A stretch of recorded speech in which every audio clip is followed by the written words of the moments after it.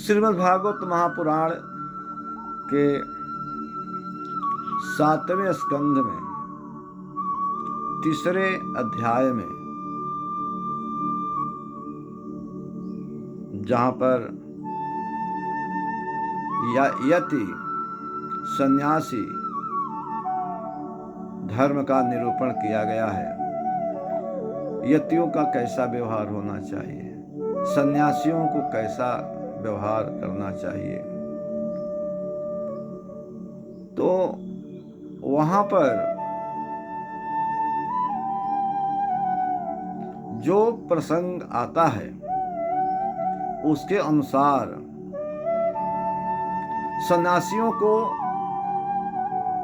मंचासीन होकर प्रवचन करना निषेध है। यदि कोई सन्यासी यति सचमुच सन्यासी है तो क्या उसे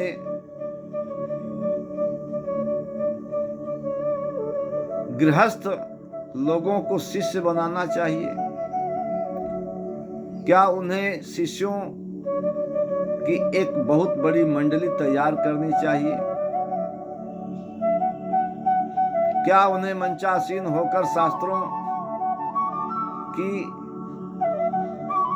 अविचारित व्याख्या करनी चाहिए? क्या प्रवचन में संलग्न होना चाहिए? इन सब बातों पर विचार करते हुए सुखदेव जी महाराज ने कहा कि सन्यासी को प्रवचन करना मंचासीन होकर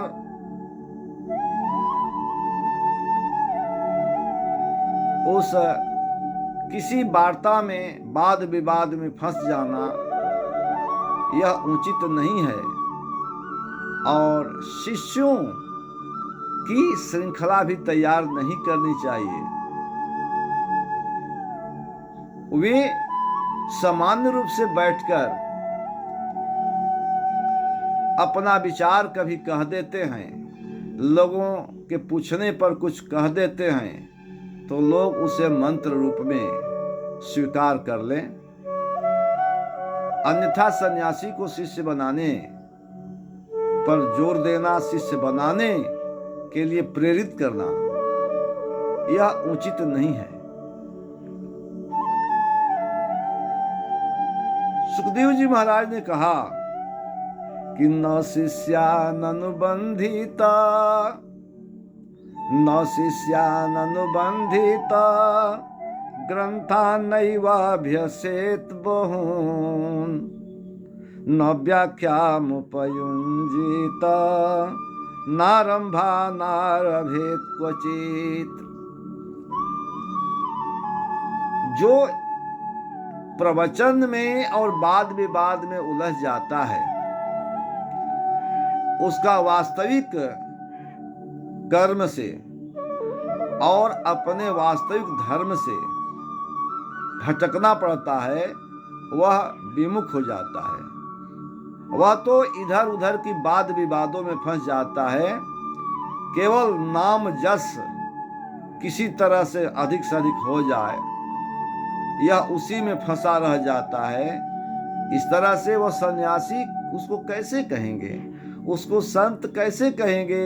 जो संत की परिभाषा है उससे वह विलग हो जाता है।